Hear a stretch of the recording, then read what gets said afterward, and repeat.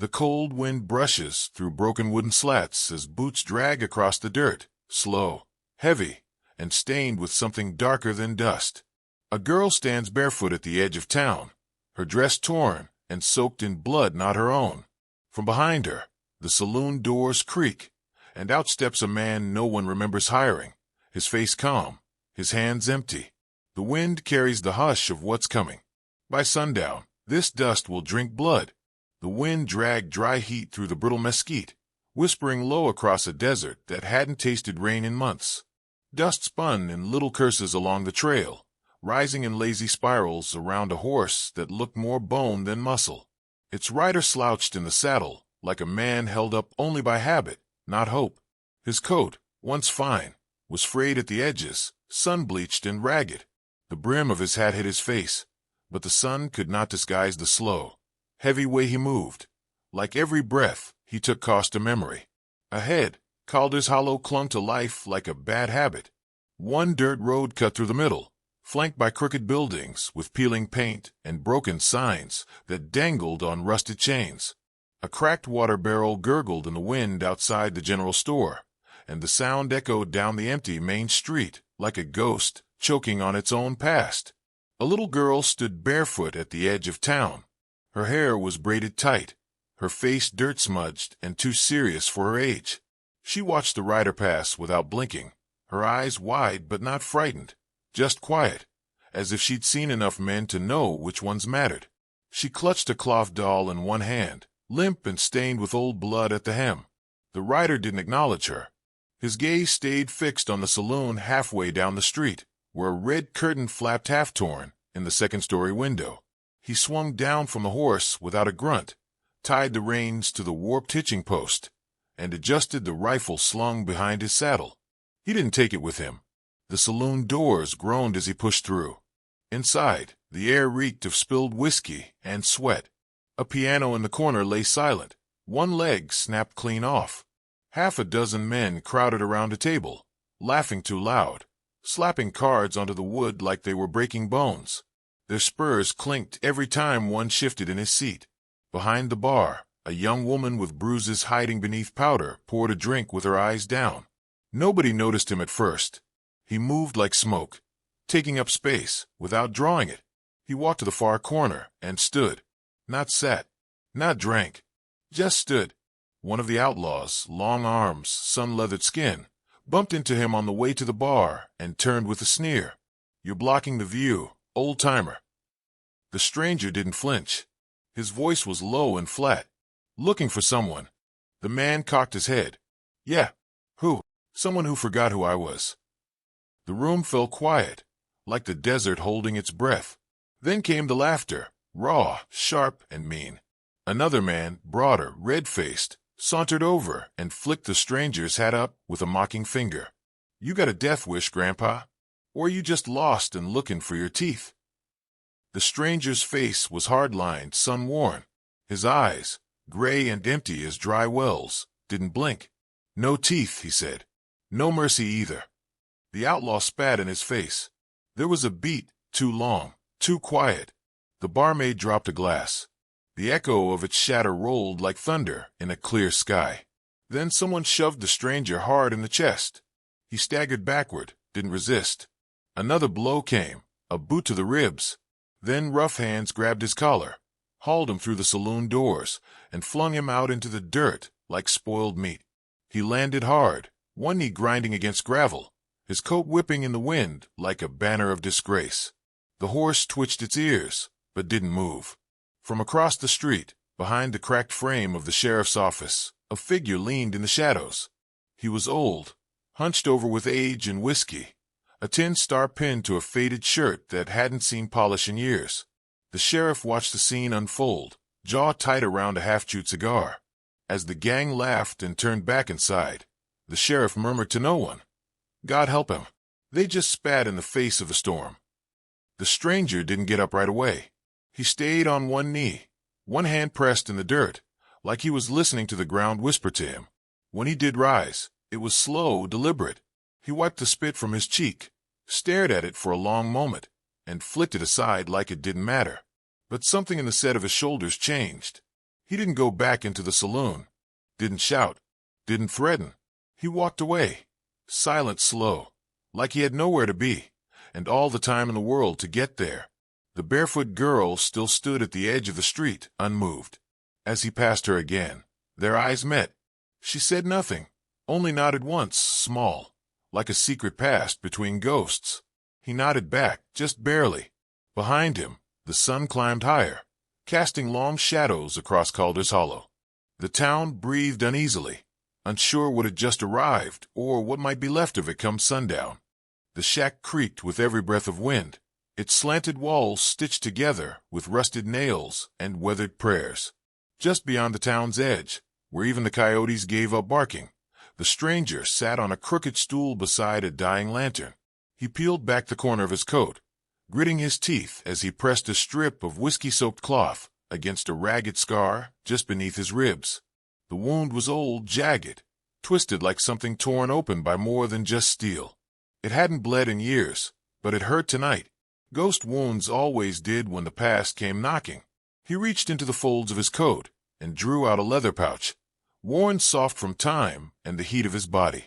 From it, he unfolded a small photograph, creased, cracked, and faded to the color of smoke. A woman stood smiling, holding a boy on her hip. Her eyes looked like home. The boy's hair curled at the edges, wild and untamed like the prairie. They were laughing when the photograph was taken. He remembered the moment, the smell of river water behind them, the way her hand found his without thinking. He let his fingers trace the boy's cheek, then folded the picture shut, like a prayer that no longer worked. Outside, the coyotes began again, soft howls rising like the souls of the forgotten. He stood slowly, stretched the stiffness from his spine, and looked out the shack's warped window. Calder's Hollow sat in the distance like a bruise, quiet now, but pulsing with something foul. He could feel the heat of it under his skin.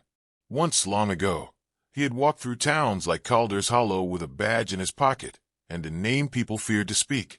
He'd been a tracker for the U.S. Marshals, the kind of man you sent after the worst kind of trouble. He didn't smoke, didn't drink, didn't brag. He hunted men the way wolves do, cold, efficient, and without mercy. His legend was carved into the canyons, where he rode alone. Folks called him Hollow Jack, though that wasn't his name. The name had belonged to someone who whistled lullabies and carved wooden toys by firelight. It was a job out near the Rio Blanco that ended everything. A gang of rustlers and raiders known for their cruelty had been cornered. He tracked them for weeks across rocks and hellfire. He could have ended it. He should have. But the governor's man rode in, smiling with politics in his teeth, and told Jack to let them go. Too valuable, he said. Too useful. In return, they gave him a medal and a cold handshake. 3 weeks later, the gang came for his wife and son, just to prove they could. They left behind nothing but ash and bone. The badge went into the river that night. He hadn't spoken his name since. Now, 2 decades gone, he'd seen those eyes again, older, duller, laughing through whiskey and arrogance inside the Calder Saloon. Snakebone riders, they called themselves now. New tattoos, new hats, but the same rot beneath the skin. He'd recognized the laugh of Jed Voss first, thick, ugly, smug like a man who thought the world still owed him. That laugh had echoed off the walls the night they took his family, and now it echoed again. A soft knock broke the silence. He turned toward the door, hand resting near the knife at his belt. It opened just enough to let in the girl, the barefoot one from earlier. She stepped inside without a word, clutching something tight in both hands. Her face was pale but calm, the kind of calm that didn't come from safety but from knowing danger too well to flinch. She crossed the room and held out a folded scrap of paper. He took it, opened it with steady fingers. The writing was crooked, childlike. Asterisk, they kill my pa, ma says don't fight them. Please fight them, asterisk. He looked at the girl. Her eyes shimmered in the lamplight, brown, flecked with gold. She reminded him too much of another child who once crept into his arms to whisper fears no bedtime story could silence. That memory came hard, sharp as broken glass. She made me write it. The girl said, Mama. Said if anyone could, it'd be you. What's your name? He asked, his voice like worn gravel. Elsie, she whispered. Mama's name is Ruth. Ruth, he repeated, tasting it. He remembered the woman behind the bar, eyes bruised by sleeplessness and silence. He remembered the way her hands trembled as she poured drinks, the way she stared at the floor like it was safer than looking a man in the eye. She used to sing, Elsie said, before they came. He nodded once, slow. And your father? Shot him. Her voice cracked. Jed said he talked too proud. The stranger knelt beside her, resting a hand gently on her shoulder. She didn't flinch, but her lips pressed together tight. You don't need to worry anymore, he said. They remember me wrong. That's their mistake. She looked up at him, uncertain. Will you kill them? She asked, plain and soft, like asking if the rain would come. He didn't answer, just folded the note, slipped it into his coat beside the photo, and stood. Go home, Elsie. She hesitated at the door. Mama says you're not what you used to be. He looked at the dying lantern, the scarred walls, the rifle sleeping against the far beam. No, he said, I'm not. And that was the truth. Outside, the stars began to bloom in the sky, one by one. The wind shifted, colder now, carrying the scent of blood not yet spilled. The stranger stepped into the night, with his coat flaring behind him, and the desert watched, remembering. The stranger stood alone inside the shack's dim hush, blade in hand, drawing slow, deliberate strokes across the whetstone. Sparks whispered up, then vanished into the shadows, swallowed by the room like secrets too old to speak aloud. The knife gleamed once, then rested beside a small pile of bullets lined like teeth along the edge of the table. He picked them up one by one, loading them with the care of a man who expected none returned. Each click of metal echoed like a promise. Outside, Calder's hollow stirred without knowing why. Curtains twitched, boots thudded. A horse neighed uneasily from its stall. The day moved on, slow and suffocating, as if the desert held its breath. By midday, he walked through the back alleys and crooked lanes of the town like a shadow retracing old footsteps. The church stood half-collapsed at the northern end, its bell rusted stiff, its door hanging off a broken hinge. He stepped inside, eyes scanning the pews. Dust coated the floor thick as ash. At the altar, he knelt, not in prayer, but in memory, then slid something beneath the first bench. A wire glinted briefly in the sunlight that spilled through the rafters. From there, he crossed the dry creek to the stables. The scent of hay and sweat greeted him, familiar in a way that stung. He found a narrow beam near the entrance, dug his fingers into the soft wood, and wedged a horseshoe trap behind it. Silent, deadly, the kind of tool no lawman used, but no lawman was left here. At the canyon's edge beyond town, he stood for a long time, staring down into the jagged throat of red rock in silence. A gust of wind stirred his coat. He crouched, unrolled a thin length of wire, and stretched it between two desert shrubs, low and nearly invisible in the late-day glare. His hand lingered there a moment, steady as ever, then pulled tight. He whispered something under his breath before moving on. The sun was tilting toward its grave when he stopped at the forge. The blacksmith was already waiting, sleeves rolled, his hands blackened with soot and old sin. He squinted through the smoke rising from the coals and grinned a crooked grin. I knew you'd crawl back one day, the smith said, though I figured I'd be burying you, not armoring you. The stranger said nothing. He picked up a length of steel and examined the edge, testing the weight. You sure about this? The blacksmith asked, voice lower now. You're one man. They're 30. The stranger looked at him then, eyes unreadable. You count him all sober? The smith laughed. It sounded like gravel and regret. I've still got that sawed-off you gave me back in '73. Figured you'd want her home. The stranger shook his head slowly. I brought something better. The blacksmith nodded like he understood, even if he didn't. He reached under the bench and slid a leather roll across the table. Inside were small tools, sharpened with care. Use what you need.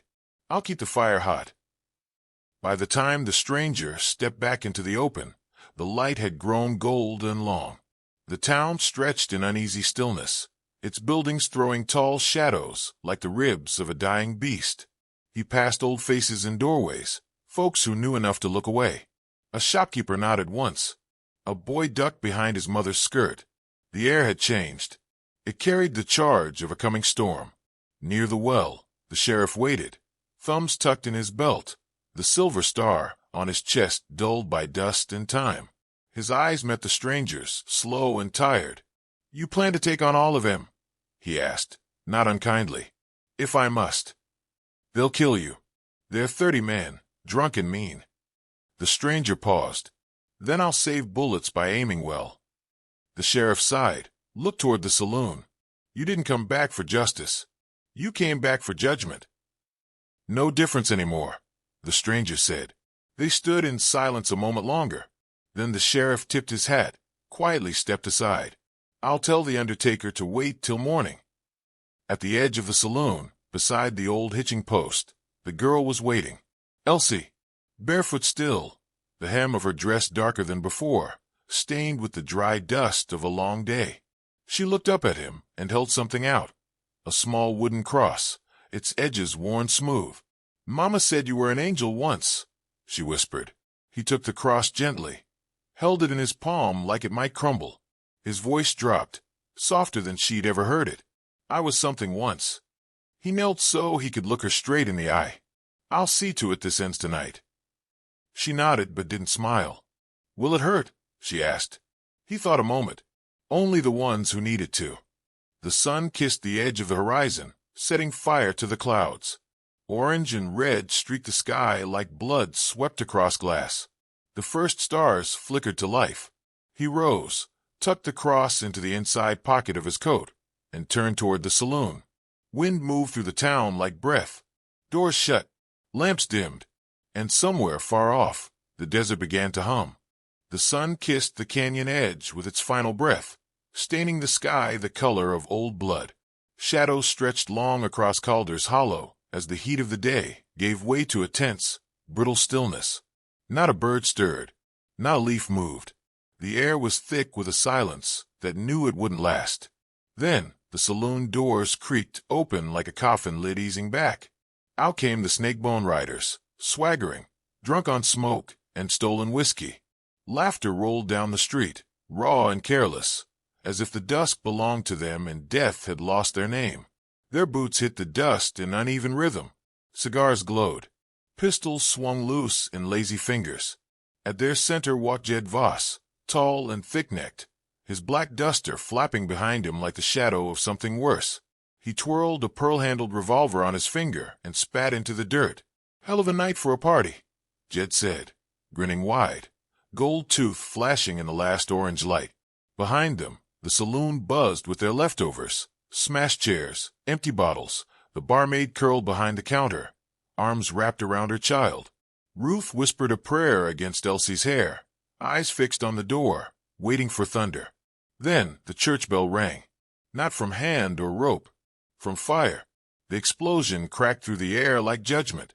Flame and smoke shot from the old chapel's side, and a tremor ran beneath the town. The bell, rusted and forgotten, rang out in agony before toppling through the roof and crashing into the pews below. Screams rose, but not from within the church.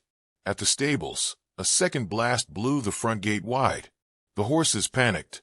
They poured from the open pen like a river of hooves and muscle, eyes wild, manes flying.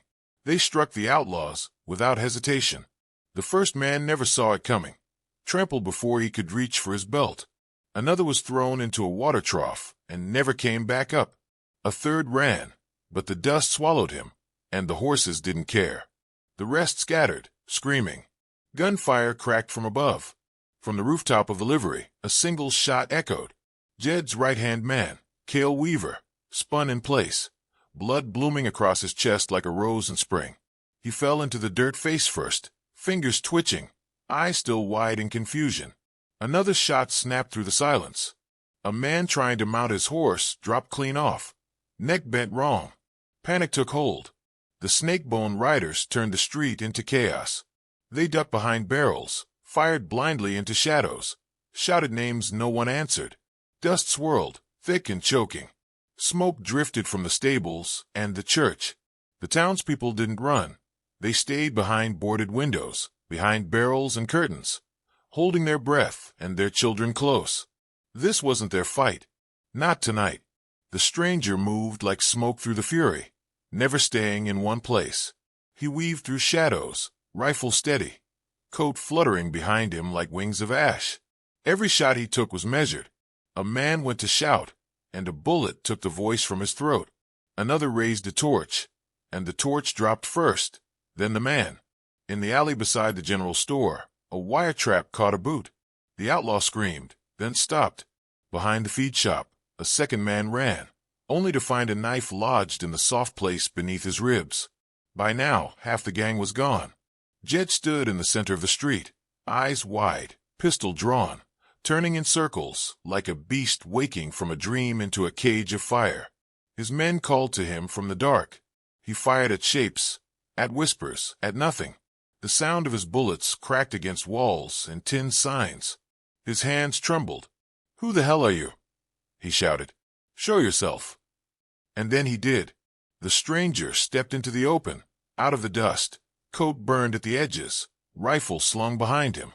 His face was cut, his lip bloodied, but his eyes, those cold gray eyes, held the weight of 1,000 graves. He said nothing. Behind a rain barrel, Elsie peeked out, her small fingers clenched tight around the wooden cross he'd left her. Her eyes were wide, but they didn't look away. Jed's hand twitched. "I know you," he said, voice cracking. The stranger took another step. Jed lifted his gun, but the stranger stopped. "No," he said quietly. "Not here." He turned and walked toward the graveyard on the hill, past the church ruins, where the fences leaned and the tombstones cracked with time. Jed watched him go, fury fighting fear inside him. Then he followed alone, teeth clenched around whatever ghosts had followed him into this night.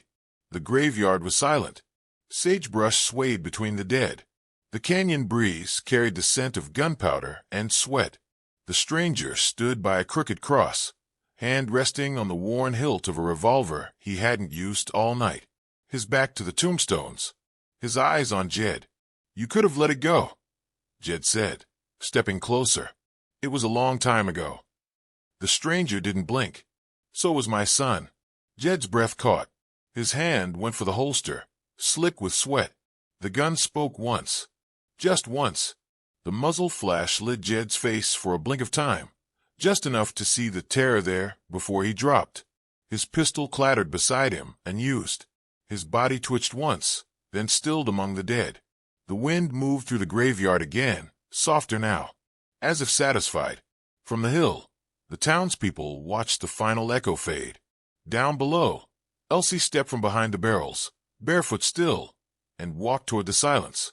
She passed the corpses of monsters, their guns now empty, their names already fading. When she reached the graveyard, the stranger had holstered his weapon. She said nothing, only stood beside him. He looked down at her, then at the horizon. The sun was gone, and stars bled across the sky. "It's over," he said.